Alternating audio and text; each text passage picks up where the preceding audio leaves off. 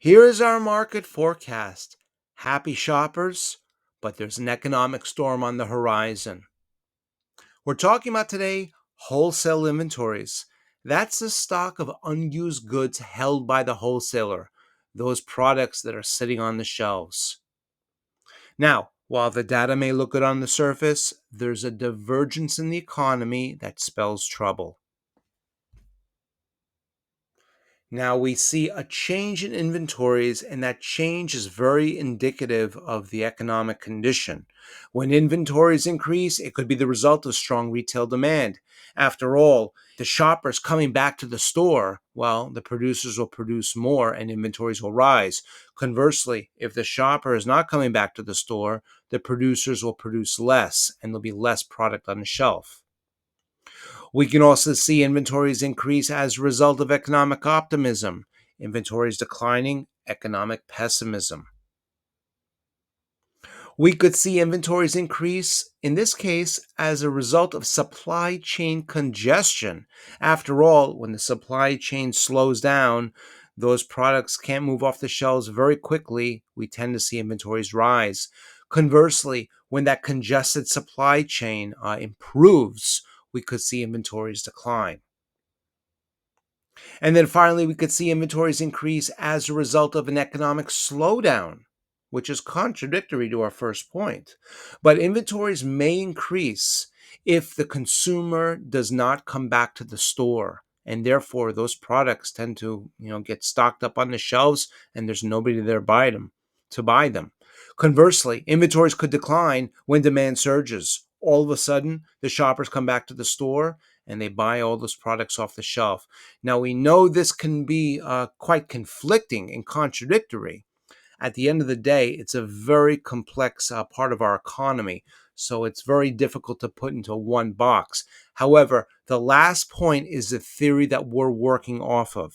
Very simply, we believe that inventories are increasing as a result of an economic slowdown in certain industries. The consumer is just not coming back to the store.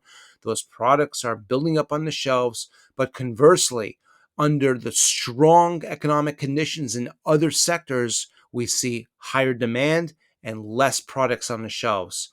And we aim to prove that here today. Well, wholesale inventories are broken down into several categories on a year-over-year basis. We see machinery up 15%, apparel down 21%, motor vehicle and parts up 10%, durable goods up 2%. Now, Philly Fed current general activity, that's manufacturing, that's shown here with the histogram bars. In yellow, wholesale inventory for machinery.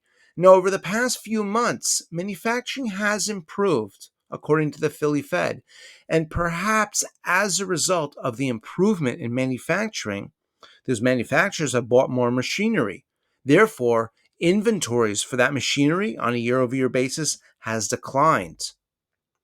We can see here in red, advanced retail sales, retail trade specifically. In green, wholesale inventories for apparel. And again, our theory is as follows. As the consumer has come back and bought a lot of clothes, there's just not as much inventory on the shelves. And that's why we see this inverse correlation.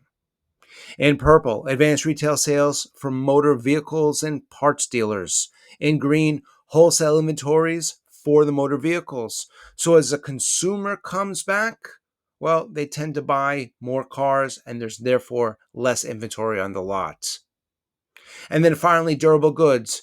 Those are those products that are meant to last more than 3 years, like appliances, computers, that sort of thing. That has increased over the past couple months. During the same period of time, the inventory for durable goods on a year-over-year basis has declined, perhaps a result of more consumers buying those durable goods. The inventory has declined as a result. Well, on a very historical point of view, we can see our four different sectors: durable goods, motor vehicles, apparel, and machinery. Take a look at the recovery in 2009, 2010. Remember, this is following the 2008 economic crisis. All of a sudden, we had a period of very low interest rates. The consumer came back. Now, our theory basically works with the following premise: the consumer comes back before the producer produces more things. You see, the producer doesn't want to take the risk to hire more people, to invest in new machinery, for example, and to produce more goods if the consumer's not coming back.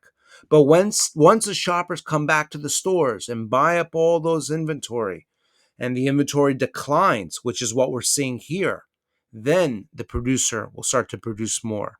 But because by the nature of this economic cycle, that the consumer comes back before the producer buys more, that's why we see inventories decline under strong or improving economic conditions.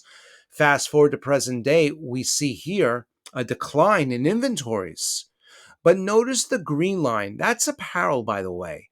That has declined a lot more than the other sectors that we spoke about, more than motor vehicles or parts or durable goods or machinery. That the apparel is less sensitive to interest rates. After all, we can go buy clothes very easily, whether interest rates are high or low.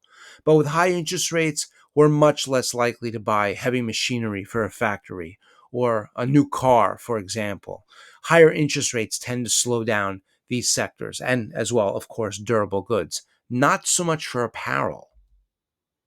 So going back to our data now, under this light, take a look at machinery. That's up 15%. Motor vehicle and parts up 10%. That surging inventory on a year-over-year basis is the result of less demand. Less demand because machinery and motor vehicles especially are very sensitive to interest rates. Durable goods, not so much, but durable goods counts a lot of different products. It could be washing machines. It could be computers as well. So maybe there's not a direct correlation.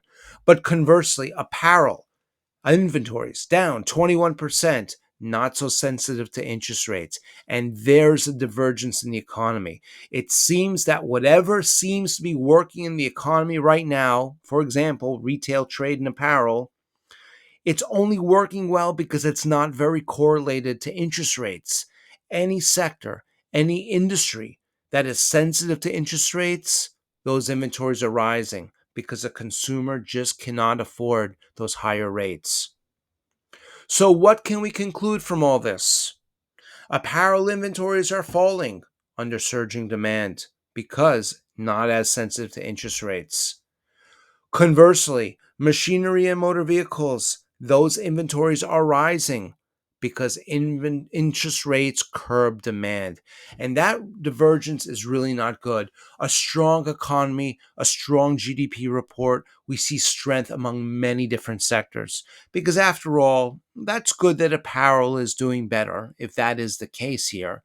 But, for those of us working in the automobile sector or in the machinery or durable goods sector, our salaries may not afford us the privilege of going out there and buying more apparel. We're all connected through the economy.